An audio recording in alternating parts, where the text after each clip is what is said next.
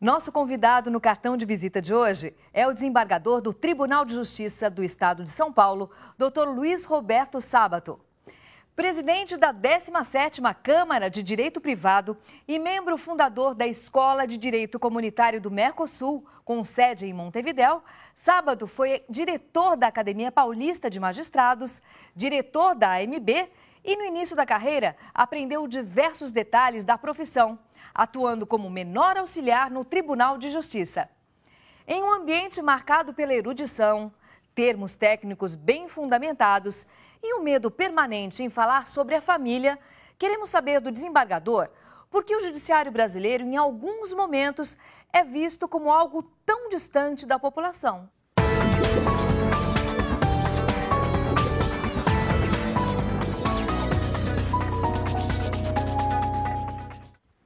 Doutor Luiz Roberto Sábato, bem-vindo ao cartão de visita. E eu quero saber por que o universo jurídico parece tão distante para a maior parte do povo brasileiro. Bom, antes de mais nada, eu gostaria de agradecer a oportunidade, a distinção e principalmente a honra de estar aqui no seu programa, cartão de visita. E respondendo à sua pergunta, isso para nós é algo que faz parte da técnica, da arte de julgar. O judiciário não deve estar distante, mas ele deve se manter equidistante dos interesses litigiosos e, por isso, o juiz hoje, para que exerça a judicatura, para que ele vista a toga, que é aquilo que o diferencia no momento de julgar, ele está se escondendo do seu semelhante que ele vai julgar, é preciso que ele tenha alguma distância. Isso é muito importante, faz parte da técnica jurídica. O juiz ele deve conservar esse tipo de comportamento para que ele não seja atraído pela expressão. O juiz, como qualquer ser humano, ele se emociona. Claro. E diante de um caso difícil, como são todos os casos humanos para que entre em julgamento, ele pode se trair às vezes. Então essa postura é importante. Ele tem que... Nós brincamos no judiciário, nós temos que fazer cara de paisagem. Sim. Como se não tivesse sentindo nenhuma emoção e no final, então, a gente descarrega a nossa emoção na decisão, na sentença. Mas antes ele tem que se conservar assim. Isso então vai talhando o juiz, de modo que ele é considerado uma pessoa distante, mas não é, ele é humano como qualquer um de nós, não é? Bom, você tem formação em Direito Comunitário pela Escola Nacional da Magistratura Francesa. E, em linhas gerais, quais as diferenças entre o direito comunitário e o direito internacional, doutor? Dá para explicar um pouquinho para a gente? O direito internacional é aquele direito que rege as relações entre países. E o direito comunitário, ele também rege relações entre países, mas ele faz parte de um conjunto de regras estabelecidas para reger as relações entre comunidades. Comunidade europeia significa a França é um ente da comunidade, a Alemanha é um ente da comunidade. Entre esses países existe um tratado que se chama Tratado de Maastricht, completado por outros, como o Tratado de Lisboa atualmente, esses tratados trazem regras que devem ser observadas por cada um desses países. Eles abdicam em parte da soberania para poder ter uma convivência comum, daí a União Europeia. O Mercosul pode ser tratado também dessa forma? O Mercosul gostaria de ser um país, gostaria de ser um bloco regional macroeconômico onde houvesse o direito comunitário, mas não existe isso aqui entre nós. É só uma pretensão. É uma pretensão na tendência, na pegada mundial de formar blocos macroeconômicos regionais, que hoje tem 17 pelo mundo. Nós estamos aqui marcando passo, porque nós devíamos estar já com um mercado consolidado para poder competir com os outros 17 blocos.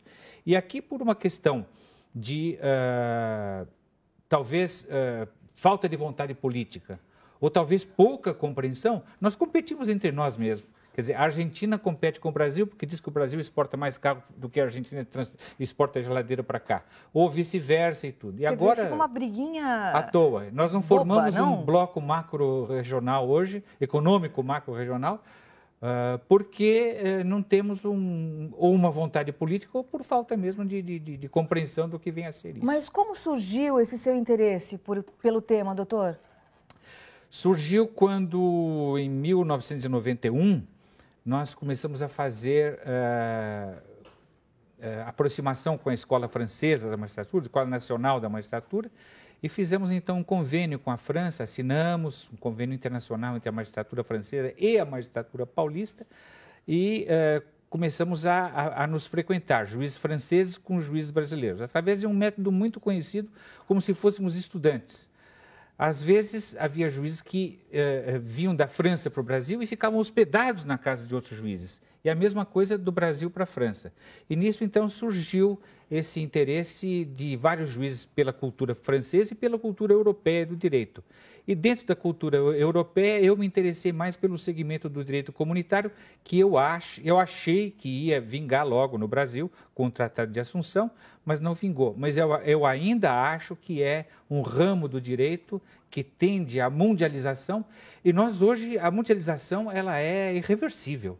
Ela vai passar por cima de nós como um trator, se nós não nos adequarmos, né? Exatamente.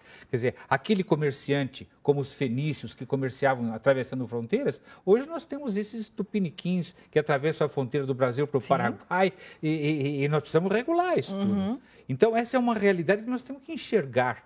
E para isso, nós precisamos sistematizar o direito.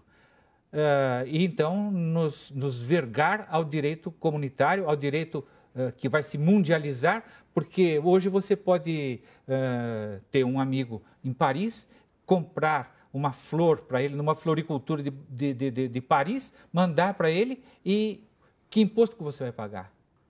Quem é que regula isso? O imposto vai ser na França, vai ser no Brasil? Como que você vai...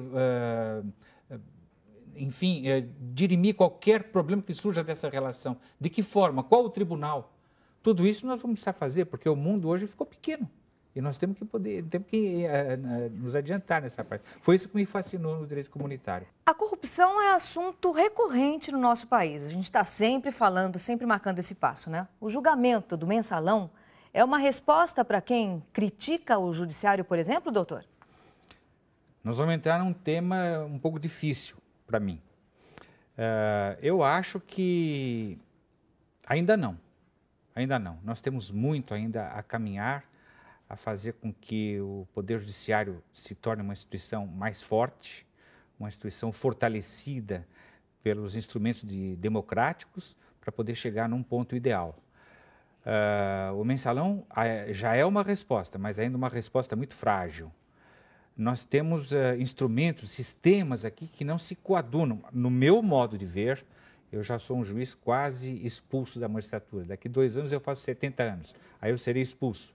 Mas no meu modo de ver, particular de ver, nós teríamos que ter um outro sistema de recrutamento de juízes, e tanto os juízes de primeiro grau quanto os juízes de segundo grau. Os juízes desembargadores têm uma fiscalização? São fiscalizados de alguma forma? Como eles são fiscalizados? Hoje eles são fiscalizados pelo Conselho Nacional da Magistratura. Antes eram também fiscalizados, mas os instrumentos de fiscalização eram muito pouco conhecidos. Mas hoje são fiscalizados pelo Conselho Nacional da Magistratura.